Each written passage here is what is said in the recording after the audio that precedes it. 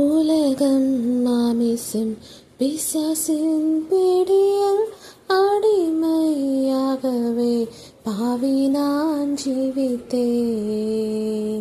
நிம்மதி இழந்தேன், தூய்மையை மறந்தேன், மனம் போல் நடந்தேன், ஏமாற்றம் அடைந்தேன். என்னை யார் தேடினீர் ஐயா இயேசுநாதா, உம்மை மறந்த ஓர் துரோகினா.